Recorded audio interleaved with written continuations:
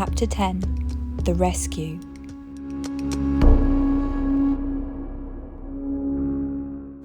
Bjorn covered his face with his hands, but before he did this, Starkad nodded to him and winked as merrily as if they shared a great joke. He heard the Viking say softly, "Wait on, Gork. I'm almost with you now, friend." Then, all at once, the air was pierced through with loud cries and the furious buzzing of arrows. Bjorn heard one thump into the log beside him and then a deep groan. He opened his eyes again and saw the axeman on his knees beside Gork, fumbling at a shaft which was in his arm. Dust rose everywhere, feet banged on the ground. Starkad smiled and leaned over to the axeman. "Lend me your knife," he said pleasantly, then cut the cords which bound his ankles. He stood up and stretched, then flung the knife back to the wounded man who was beyond caring whether his property was returned or not. "Come, Bjorn," said Starkad. "I'll take Gork's helmet and don't you forget your sword." Bending, he snatched up the horned helmet and longsword and taking Bjorn by the belt, swung him onto his feet. All happened so fast that the lad hardly knew where he was or what had taken place. Then, from behind the headman's thatched hut, he heard Giles Skallagrim's voice yelling, "Run! Run! The tide is on the turn. We cannot wait forever." Villagers lay tumbled beside huts and against rocks, caught by this deadly raid. Odd and Thorgort and Skallagrim towered above a crowd of Caledonians, flailing their great axes like reeds and hissing with every sweep, as though they were grooms polishing a horse's hide. Skallagrim saw Bjorn and bawled out, "Let's have the pig song as we go, lad. It might amuse these villagers." But there was no space in the air for Bjorn's song, for Starkad, a pace before him, was at his own chanting, and his bull-like roar drowned all other voices. "Up, Holly-ah! Up, Holly-ah!" He was setting the time for his sword beats, and with every fall of the long blade, a man sprawled before him. A fleck of the bearsark froth flew back and settled on Bjorn's shoulder.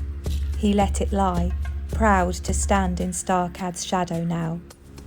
And so they won out of Howstead, and down the path to where reindeer bounced on the urgent tide. As they went, Giles Skallagrim shouted over his shoulder, "Never hang back like that again, Starkad. I gave you fair warning we should sail away, but my heart failed me a mile offshore, and I had to come back for you, you rogue." He was half glad, half angry, glad to have Starkad back, but sad for the loss of Gork, who had been with him all his sailing days. Starkad was stumbling along, blank-eyed still, muttering his battle chant and twitching at the mouth. Bjorn found it all he could do to keep up with the men, but when the rest of the villagers began to shoot arrows after them over the cliff top, this helped him to quicken his pace. One of the shafts struck only a yard behind him and then scuttered on, like a stone skimming over a pool between his legs, before it came to rest against a rock. Odd said as he ran, "That is a fine horned helmet, Starkad. What will you take for it? I have 2 bags of Frankish gold aboard ship." Starkad shook his head and said, "Gork's blood bought it, comrade. There is not enough gold in Miklagard or Jerusalem to buy this helm now. The day I give it up, I am a dead man, and the dogs can have my bones." So no one asked about the helmet again, and Bjorn was glad that the bearsark should feel so sad about their dear friend up in the village square. After that there was little time for any sort of talking, for Reindeer was so anxious to be away on the ebb that she broke her moorings, and most of the Vikings had to swim to gain her. And it was just as well that they were away, for they had scarcely passed the high rock where the cormorants waited, hunched in the morning sun, when 5 Scottish ships of war came nosing round the northern headland, sails bellying and decks crowded with bowmen. They must have heard that Reindeer had put back again and were hoping to pen her in by the shore below Howstead, but they came too late. She was not the sort of longship that waited about. Once she felt the breeze in her skirts, it would have taken a Valkyr's storm chariot to get within a javelin cast of her now, and she skimmed the blue water as though blood pulsed in all her tarry timbers, as though she meant to go straight on, over sea, over land, over forests, until she came to stable under the golden walls of Miklagard in the distant magic Southland. Bjorn, sad as he was at Gork's death, was jumping with excitement by the steerboard now, shouting so loudly that even Starkad put his hand over the lad's mouth and told him to stop waving his new sword about, or he would be cutting someone with it. By middle day, they could not even see the rocky coast of Halstead, much less the ships of war. "Oh, reindeer, my sweeting," sang Bjorn then, laying his face on the warm planks as though the ship knew he was there, and stroking the smooth oak as a warrior strokes his horse's side. Jarl Skallagrim already had his Latin book in his hand, but he paused a space in his reading, and turning to Thorgort said with a strange smile, "You see, shipmate, he is one of us at last, and now he will never be a peasant again. Come, let us get on with the next sentence. This old writing is like a blackthorn hedge to my eyes after our gay festival up on the rocks there." Chapter 11. Starkad Tamed. But it is against the will of the gods to let a man's days run too smoothly with laughter. It is the sort of pattern they will not weave, even though their warp and weft seem set to pass the cloth out clean from the loom. 10 days after Halstead, Reindeer grew too headstrong and let herself get swept in a landward current that seemed bent on stoving her sides in on the sawtooth rocks off Lindisfarne. As steersman, Starkad was to blame for letting her do this thing. On some long ships, among the hard-lord Norwegians, a steersman who let his vessel hurt herself might lose his right hand or even his head for such a thing, but Jarl Skallagrim had never been a shipman to demand such drastic punishment. What he did, and that only to save his face, was to put on a stern look and say to Starkad, "Right, Master Steersman, you know the law, jump overboard and push her off again." This was said more as a joke than anything, because no man, even one as big as Thor himself, could shove a longship away from rocks. But it was the custom for this to be said among Jomsvikings, and once the steersman had gone into the water over his head, that was thought to be punishment enough for him, since no one liked getting wet.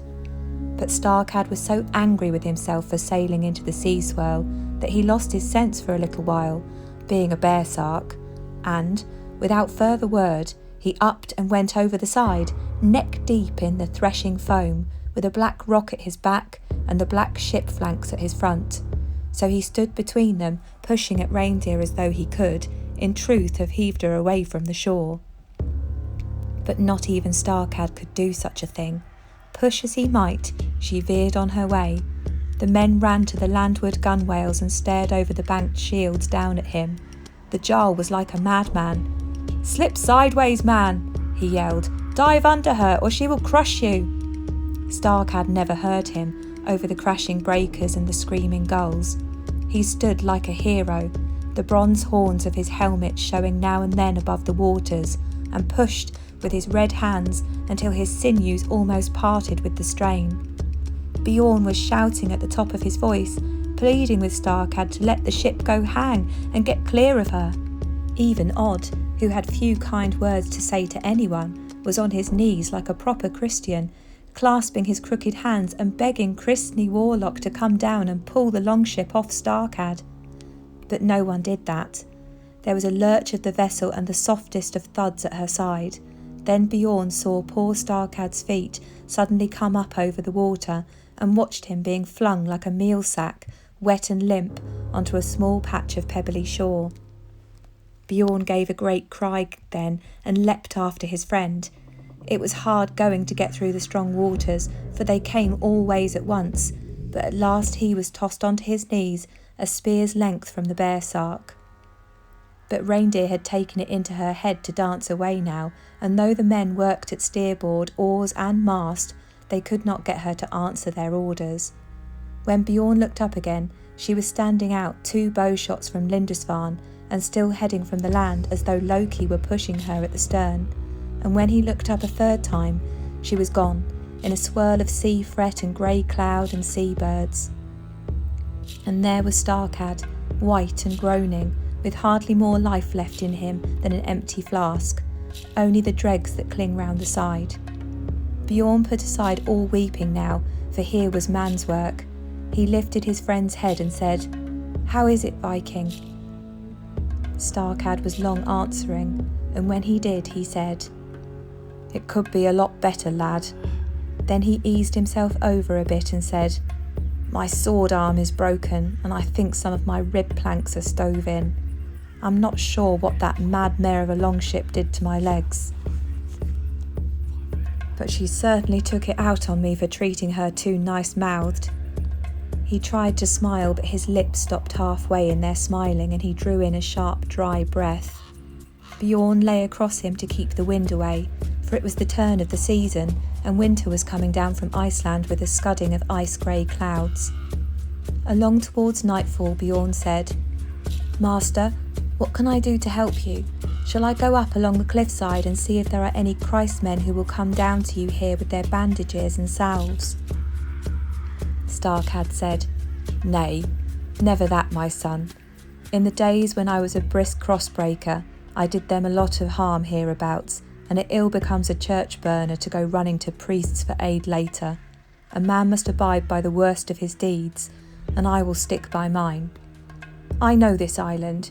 When the tide ebbs, there is a causeway onto the mainland. Mayhap if you could help me over there, we might fast a while and forage a while, and come through in the end." At twilight, Bjorn got Starkad up with an effort and began the terrible journey to the land. The tide had nigh turned again before he dragged the Jomsviking under the lee of a rock and heaped dry weed round him for a blanket. It was a bad night, with the mews squealing and the dogs barking above them. 10 times Starkad woke and shouted that he smelled blood in the air, and every time Bjorn had to wipe the cold sweat off him and coax him back to rest again. That night, snow fell for the first time in the old year, and by morning Starkad's limbs were so stiff that he begged the boy to put him below tide level and leave him. But Bjorn said firmly, "Father, when Glam had me down on the sand and would have beaten my brains out, why did you not let him?" Starkad said shortly, "It ill becomes a man to let a weaker one be hurt, when by stepping in he might save him without too much trouble."